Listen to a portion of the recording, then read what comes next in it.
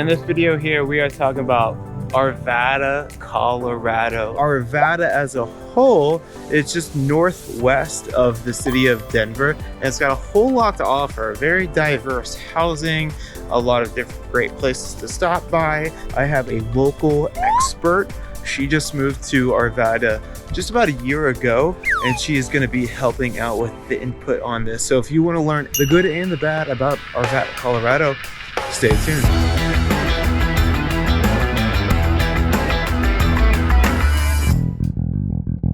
Oh, welcome back to the channel. I am Sean Murphy, and this is Jessica. This is your first appearance on the channel, yes. Right? Yes. Welcome. Jessica's an awesome agent on our team, and she recently moved from FOCO, Fort Collins, down to ARVADA, and so she is a wonderful person to give her input on the pros and cons of ARVADA, Colorado.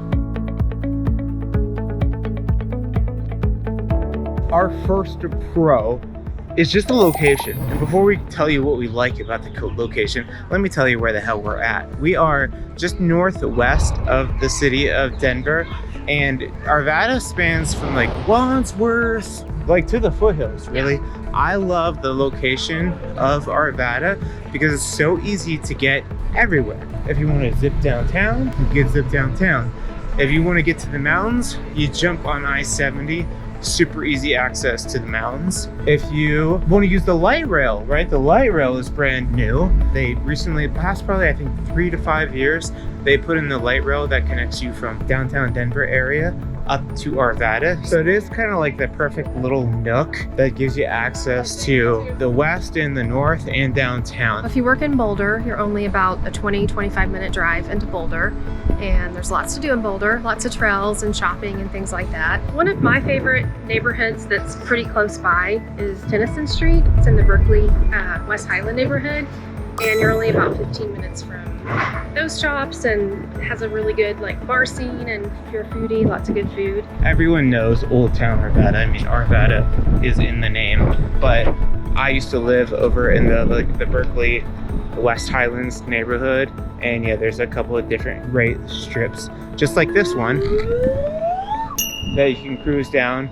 I love that about ARVADA. Yeah, and then if you just feel like you need a break from the city, from the suburbs, it's a quick like 5 or 10 minute trek into Golden, depending on what side of ARVADA you're in. It's really close, and just kind of feel like you get away and kind of disappear into the mountains a little bit. So Denver International Airport is about a 25-minute drive, but there's also the light rail that will take you directly to and from the airport from ARVADA. There's 3 different stations, so you don't actually have to drive to the airport if you don't want to. That's right, and you could stop calling all your friends to give you a ride to the airport because you live in ARVADA, and just jump on the light rail, man, come on. So it's only about a 20-minute drive into downtown Denver. So if you work downtown, you have a pretty easy commute, and then of course you can take the light rail into Union Station. Right. The ARVADA connects to all things. That's basically what we're trying to get you to understand about all of this. So the next pro of living in ARVADA, I mean, this is a con for a lot of people about just moving to Denver because cost of living is higher, but if you're moving to ARVADA, the cost of living is slightly less brutal than living in like downtown Denver area. Yeah, so it's ideal, you know, if you work in Denver, but you don't want to pay Denver prices. The average single-family home in ARVADA is around $615,000. So, you know, it's just a little bit more affordable. So the cool thing about the housing with ARVADA is it's eclectic in the sense that if you hate old homes with character, that's cool. Go out west. We got the newer construction stuff. If you hate newer stuff with no ghosts or goblins or anything like that because there's no history of the property, well, we have those old school 1950s homes that will deliver plenty of spirits.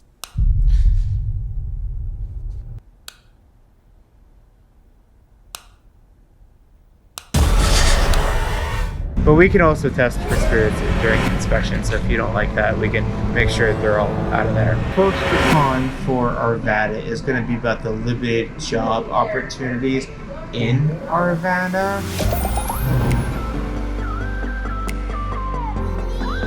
I don't know if it's that big of a deal, but it is a con if you're thinking about Arvada specifically. But I don't think people move to Arvada in hopes of finding a job. I think they work in Boulder or they work in Denver, and they want a bedroom community to come home to that's more affordable than those areas. So yeah, it's not an area that has like industry or commerce inside of it necessarily, unless you're like one of the shops or restaurants. But like most people will travel to Denver or to Boulder or Golden if they're looking for work. So I don't know if that's necessarily a con, but some people might think of it as one. So you know, some people complain about the traffic in Arvada. If you're commuting to and from Denver in rush hour, you're going to have some delays, you're going to have some traffic, but you know, a lot of people have flexible work schedules now or work from home, so it might not be a big deal. Yeah, and traffic in Denver is known for sucking, and I think it's because we have so many drivers from different areas, and it's a lot of expansion going on that has led to the pileups. And so like 36, if you're going up to Boulder, it sucks. I-70 can suck. Once you get into like area of Arvada, I think you're pretty good. But the gift and the curse is you have all these main corridor highways that lead to the area, and on those they can get a little bit congested. Even like mountain traffic can suck, especially if you're coming back like early morning Sunday, coming back to the mountains or leaving into the mountains on Friday. Mountain traffic is a real thing as well. So yeah, traffic sucks in Denver as a whole, and Arvada is not immune to that. Okay. But if you're heading west, then you at least have a good view while you're sitting in traffic. Okay. Yeah, there you go. Way to make it a pro. Next con is... The next con is population growth.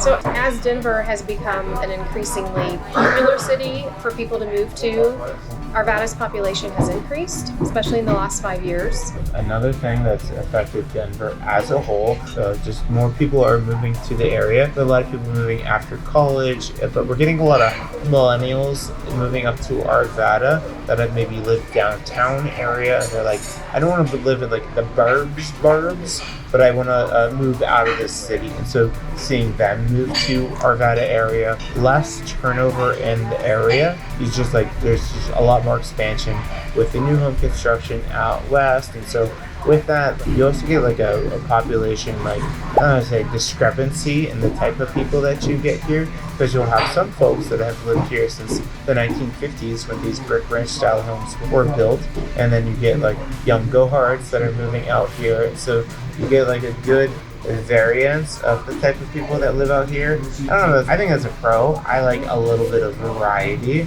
but it's a con if you're one of those guys like, I've lived here since 1960 and things are going to shit fast. That would be a con.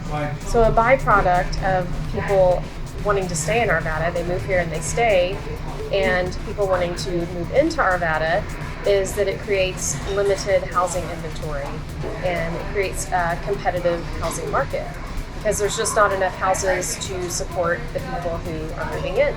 So what that means is that if you want to buy a home in the Arvada market, you have to have all of your ducks in a row. Timing, things are going to move quickly, so you have to be ready to jump on a home that you like and be ready to buy.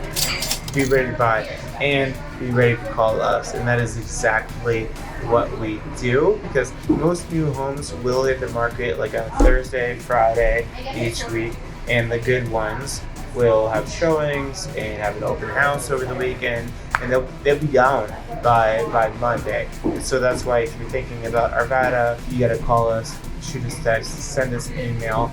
We want to make sure that we have a good understanding of your timeline, price point, and all of these things, so that we can get you on a custom automated home alert, so that when the right property does pop up, one, we can jump on it, we can go see it, and if it looks good to you, we can write an offer, because it is an area where multiple offer situations are the norm.